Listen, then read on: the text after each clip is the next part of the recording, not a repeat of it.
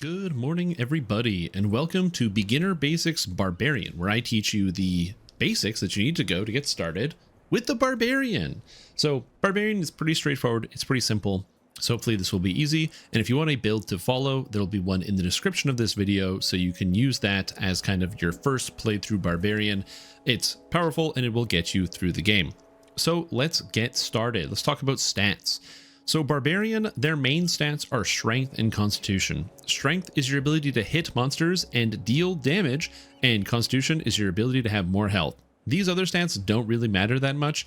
The only other one we're going to be using is a little bit of Intelligence just to get some skill points, which we'll talk about in a little bit. The reason why Strength is important is if you look at any piece of gear, so let's say this starter greatsword here, thank you tips, you'll see that there's the attack mod and the damage mod. Attack mod is your hit chance and damage mod is your damage. So as you can see, both of them scale off your strength. So you want to have as much strength as possible on this character to increase your damage, as well as anything that just generally increases your chance to hit and your increased damage that you deal. So right now I'm plus 18 and I do 2d6s plus 14 because that is my weapon. So that is kind of the goal there. And then Constitution is your health. As far as staying alive goes, your character has access to armor class, which is pretty cool, and it makes it so monsters don't hit you. You also get a dodge chance, which is limited by the type of armor that you wear. So as a barbarian, you're generally going to be wearing medium armor, as you get bonuses for wearing medium armor. Additionally, you can reduce damage you take with your physical and magical resistance rating stats, which you will get off of equipment that you find, as you'll find possibly some items that increase your physical or magical resistance rating. Additionally, armor just gives you physical resistance rating, and as you get higher level, you'll get more physical resistance rating from your armor. Now, one of the key components of Barbarian is actually the Barbarian Rage. This is an ability that when you press the button, it increases your strength and constitution, but gives you a penalty to your armor class. The penalty isn't that big of a deal, but the bonuses to your strength and constitution are pretty massive. So you want to make sure you're pressing your rage whenever you can, because it gives you an increase in your stats. However, your rage only lasts a short time, and when it runs out, your character will become exhausted. So you'll have to either remove that condition by drinking a potion or just kind of deal with it. In higher levels, you get what's called tireless rage, so you don't become exhausted anymore, but in the short term, you will have to manage it, and I'm going to show you how to do that in a bit. Additionally, while raging, you can't do anything that requires concentration. So if you want to use a scroll, for example, you can't do that while raging, so you'll need to dismiss your rage. So you want to make sure you have this button on your action bar so you can get rid of it. Now, barbarians also just move fast. They just literally run faster than everybody else. And on top of that, they get what's called Barbarian damage reduction. So they take less damage from every attack that increases as they level up. They just take less damage. They just ignore it, which is pretty cool. Now, on a Barbarian, almost all of them are going to be two-handed fighters. You can see I have a two-handed sword, so the fighting style of choice is two-handed fighting. What two-handed fighting does is it increases the damage you deal with two-handed weapons, while also giving you what's called strike through, which is whenever you swing, instead of hitting one guy, you strike through and hit multiple guys, killing multiple things at the same time. And that's going to be the bread and butter of this character. It's pretty straightforward. Your action bar can be pretty simple, having Barbarian Rage and Dismiss Rage, so you can move around on that, and then you mostly just click the mouse button to attack. Now, your character will get extra abilities out of their enhancement tree as well, which we'll go over in a minute, but first I want to tell you about where you can get access to some of the things to make your Barbarian life a little bit easier. Remember how I said when you rage, your guy makes an animation, you start raging, and it lasts for only a minute? That's cool, but when I turn it off, I get fatigue and I'm tired. So let's go figure out how to fix our fatigue, because when you're fatigued, not only do you move slower, but it also reduces your strength, which is not ideal. So you're going to go into the Stormreach marketplace. So to fix the fatigue problem and other issues, we're going to go to a potion vendor. There are several different potion vendors in the game. One of the easiest access ones just happens to be in the center of the marketplace right over here, and they will give you all the resources you need to fix your fatigue issue. So if I talk to this guy right here, he can sell me one of many potions. Most importantly, we have the Lesser Restoration Potion, where if I buy one of these potions, and then I go into my inventory here, you can see there's my potion. If I rage, whenever my rage runs out, or if I decide to turn it off on my own, I click dismiss, and now I'm exhausted. I drink a potion, and now it's fixed. You're going to be using a lot of lesser restoration potions on your character, but it's significantly better than walking around very slowly. So that's something you're going to want to keep in mind. Additionally, the potion vendor has a lot of other good things, like cure potions, which are really valuable. removing effects from you like curses and diseases, which you want to stock just a few of at any given moment. If you don't happen to have any strength items, you can drink a bull's strength potion. And if you find you're taking too much damage from enemies, you can take one of these elemental resistance potions, which are pretty good. Additionally, if you want to get even better, if you go to the northeast side of the market, you can see the House Jurasco Enclave is up here, and in there are better potion shops with better potions, although some of them require you to be a little bit higher level to be able to use. So you understand what's going on. You click the button to attack. You know what stats that you want. You want strength, you want constitution, but what other stats do you kind of need?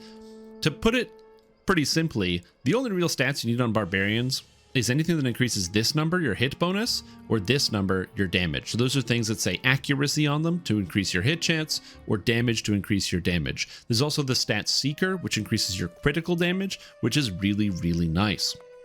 And then anything that gives you defense, more armor class, more dodge, maybe things that give you physical and magical resistance rating. And also bumping up your saving throws can be kind of good too. So that way, if you get hit by an effect, maybe you resist it and don't get automatically, ripped apart by some type of dangerous magical spellcaster.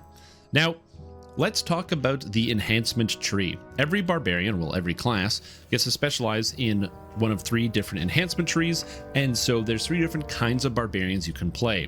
The build that I have set up for you is a Frenzied Berserker Barbarian, where the whole point is you hit people real good and real fast. Whereas if you decide to play as an Occult Slayer, this is more of a tanky type of Barbarian, kind of being more defensive and staying alive. Whereas the Ravager, has some good stuff in it. It's got a lot of versatility, but mostly it's its big ability that it gets, Visage of Terror, where with this, you just press a button and everything around you has to save or die. So it's a really cool concept. With this character, we're going to be focusing on the Frenzied Berserker tree here, and there's a couple important things to note. Number 1, you automatically get unconsciousness range here with the Die Hard feat, so if you get knocked unconscious, your character will stabilize. In this video game, when you go below 0, you're not dead, you're bleeding out, but you don't bleed out. Your character will actually get back up if you get knocked below 0, but you're not actually fully dead. Additionally, you get an ability pretty early called Blood Tribute. What this does is you press a button, and if it's maxed out, you get 150 temporary hit points. Temporary hit points last for only 1 minute, but it's like a health shield. Now, what you might notice is that my health is 189, and this gives 150. So this is your entire health bar at level 7, which is pretty good. Entire health bar by pressing a button, which has a 3-second cooldown. The cost is it spends a point of your constitution. So this will go from 19 down to 18, down to 17, down to 16, which sounds pretty bad. You're reducing your hit points. But when you actually do the math on it, that means you can use that 19 times, and 19 times 150 is a really big number. I don't even know how much that is. So as a result, you have a ton of temporary hit points you can use as you go through your adventure, and as you increase your level, you'll get more constitution, like if you get items, or if you get different types of buffs, or if you put points into your trees. On top of that, the Frenzied Berserker also gets an effect called Supreme Cleave, where once you max this out, it's just on a 3-second cooldown, you press Supreme Cleave, and you do a spin attack and you hit everybody around you. You can constantly press this button, doing tremendous amounts of damage, which is really, really good. On top of that, you also make it so that it costs health to use it, but an upgrade here makes it so it costs nothing. So every 3 seconds, you can just spam the button. And then we move all the way to the top. What are the big payoffs? Number 1, you get an effect here called Accelerated Metabolism, where while you're raging, you just heal every 4 seconds. Absolutely massive. Just gaining healing whenever you just happen to be raging is really, really nice. And then on top of that, you get this ability up here, Focused Wrath, which gives you a +2 competence bonus to your critical multiplier. Now, because it is a competence bonus, it won't stack with other types of competence bonus, but as you can see, if I crit, I deal double damage. What that's saying is if I crit, I deal 4 times damage. 4 times is way more. So the trick here is you want to make sure you're critting as much as possible. And that's why the weapon I recommend you to use is the Falchion. I should have planned this, but I didn't, so I'm going to go show you one. But the Falchion is a weapon, it's a 2-hander that critically hits more often, but it doesn't do as much critical damage inherently. That's just one of the issues with the Falchion. However, with this type of setup, you get way more damage. Now, you do want to spend some points in a couple other places, and there's a couple notable things that can become a little tedious or difficult when it comes to the Barbarian. Number 1 is rages.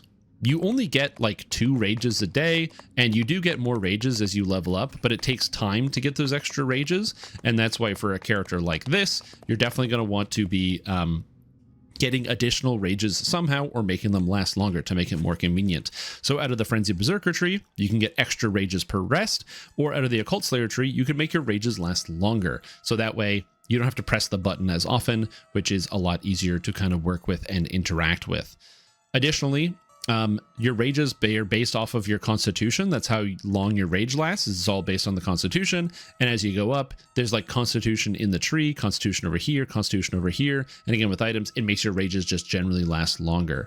So the weapon I'm talking about with the falchion, this is a weapon vendor in House Deneath, which you can find. And I can just buy a falchion here. Again, this weapon has a bigger critical range, so it's 18 to 20, which means that it just critically hits more often. The downside is it does a little bit less damage, but because you're criticling all the time, you actually don't worry about that as much, because you're just doing so much extra damage anyway. But that's generally how you're going to want to kind of play your character. You're working with a Frenzy Berserker here and a couple other places. Noteworthy abilities you also get to pick up is stuff like Hardy Rage, where you get more constitution when raging, as well as Power Rage, where you get more strength while raging to make your character that much stronger, and a fun ability called Slaughter. What Slaughter does is double damage. That's it. It's just a button on a 12-second cooldown that when you press it, it deals double damage. That's really nice, because if you crit and you have a 4 times crit and Slaughter deals double, well, now you have an 8 times crit whenever you press Slaughter, making this an ability you're just going to press all the time. Sure, it is a 12-second cooldown, but pretty much the first monster, you walk into a group and you hit him with the Slaughter and you just splatter him and blood glows everywhere. And all of a sudden, you're just, running through the next pack of monsters, cleaving them all down with your strength. Other than that, Barbarian is relatively straightforward. For the most part, you get the attack Cracking Attack, which deals some damage, but then you get an upgrade. So when you use Cracking Attack, it gives you a bonus to your character for 12 seconds, heavily increasing your damage. You passively heal while raging. You do a bunch of damage with Slaughter. And so effectively, your action bar is going to be pretty light. Searching, I don't have to do that. I'm a barbarian. Intimidating, you can intimidate things, and I actually do put points into the Intimidate skill here.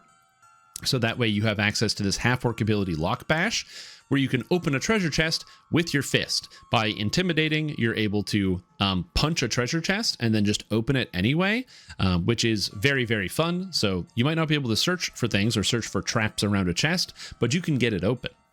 Then we don't need this defensive fighting. That's pointless. You don't need to sneak around. You can still use this trip attack because trip allows you to knock guys over, and it's based on your strength. So the more strength you get and the other tripping effects, you can knock people down.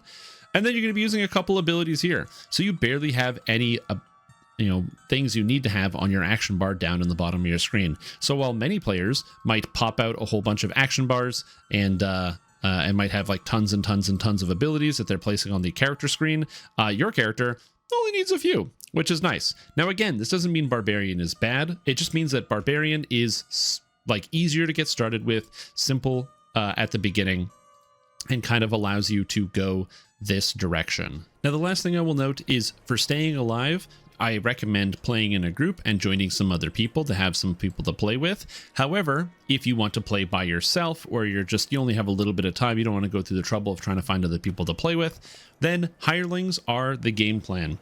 There's a hireling vendor in the harbor right next to the Wayward Lobster called Grudug Meathands, and he will sell different hirelings for you. And specifically buying a healer hireling of your level will be good, so you can buy either cleric or favored soul hirelings. That can be helpful for you, and if you need more of them, you can also buy them in the marketplace. So you come up here, you go past the Wayward Lobster into the market, and then you'll be able to buy a hireling. Hirelings have programmable AI, so sort of, they kind of listen to you.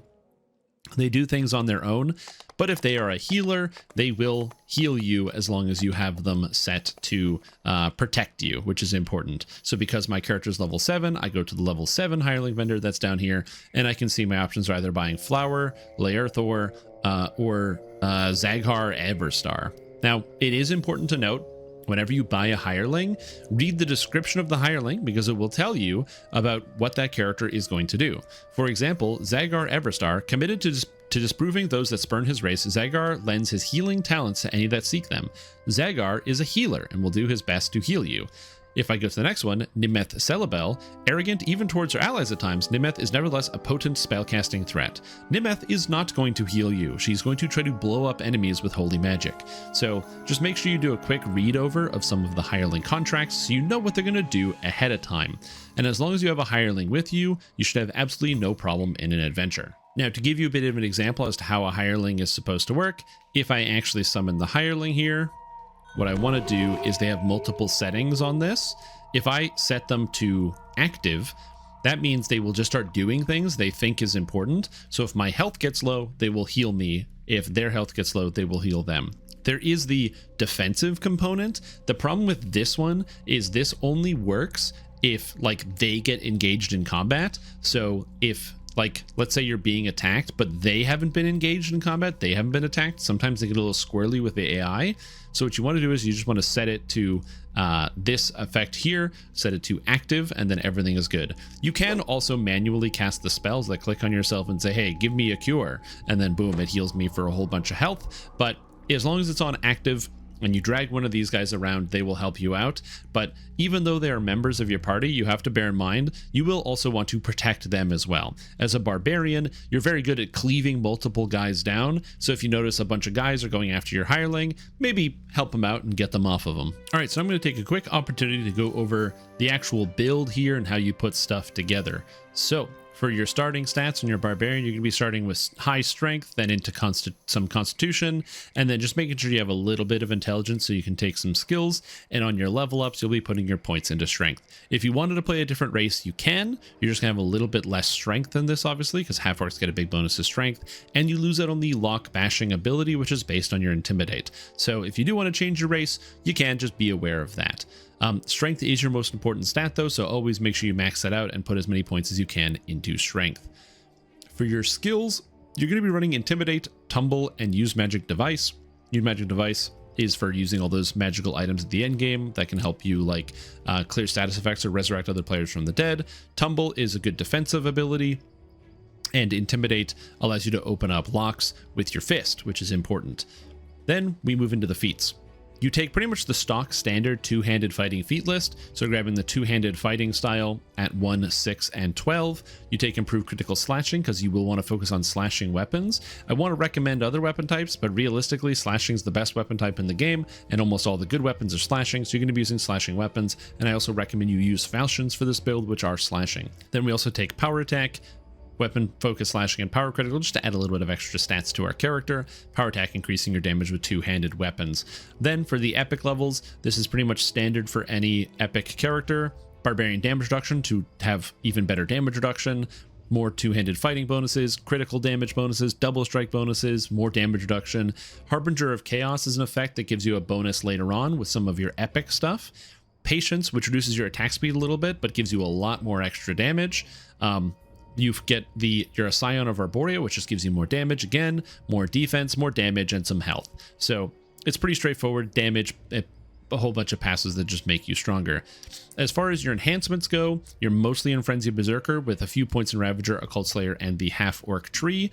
And then as far as the actual leveling guide, the main thing you do is you go Frenzied Berserker and you pick up both of the Blood Tribute abilities, which allows you to give yourself temporary hit points, as well as maxing out on Supreme Cleave, so you can cleave as much as you want.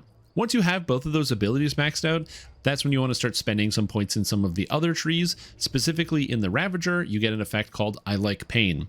What it does is it makes it so when an enemy hits you, you have a chance to give yourself a huge amount of temporary hit points, so you can just stay in the fray. So getting hit actually doesn't feel that bad. So it's pretty good to get, which is why I recommend you get it after that. And then once you have that, you're basically going to be finishing off in Frenzy Berserker and taking almost all of the good stuff that's still in there. Once you've finished off with Frenzy Berserker on level 13, you start picking up the good stuff in Occult Slayer. Once you've done that around level 15, you finish off everything in Ravager. And then up at the cap, you can take the rest of the stuff like opening locks with your fist and what have you. If you wish to take the opening locks with your fist part sooner, so that would be the lock bash and what have you, just do it after you get the blood trail here. So you can just do this whenever you want, realistically. So the Orcish Fury and then getting the lock bash. If you want, just get finish off blood trail, and then at level 4, put the points into the half orc to get that stuff, and then go back and follow the train. Now, epic destinies is something I didn't really talk about in the video. Epics are basically somewhere where by the time you get there, you should have a bit of an understanding of the game at that point.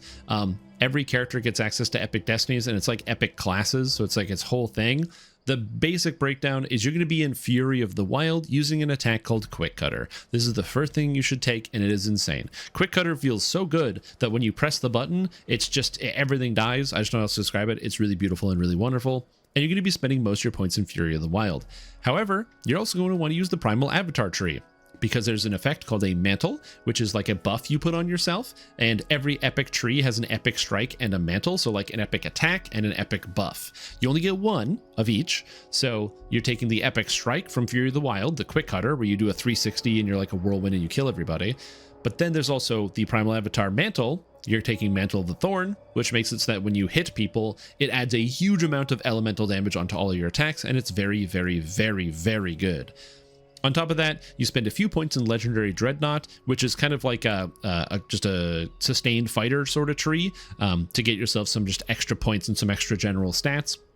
But for the most part, you're in the Fury of the Wild, so you get lots of health, you get lots of bonuses while raging, you get lots of double strike, and then even all the way at the end, you get a ton of health, and you get an ability called Unbridled Fury, where it just keeps pumping you back up to full health, so you basically can't die for 30 seconds, and you just start ripping through everything with like 10 times damage. Really cool effects, really cool ability, so you can have a lot of fun with that one. And for your epic destinies, as long as you take Quick Cutter and the Mantle of the Thorn right away, the rest of the stuff, honestly, you're gonna have a good time regardless. All right, well, at this point, you should be ready to be a powerful and commandeering barbarian. So get out there, slay some enemies, and chop off some heads. If you want to play something that's not a barbarian, there's a whole playlist of other characters you can look at, and hopefully you can get started. Additionally, if you are a barbarian player and you watch this video and you have good barbarian advice, please leave it in the description or not in the description, in the comments for other people to find that are aspiring barbarians as well. But with that, that's all I have. Thank you for watching, and see you in the next one.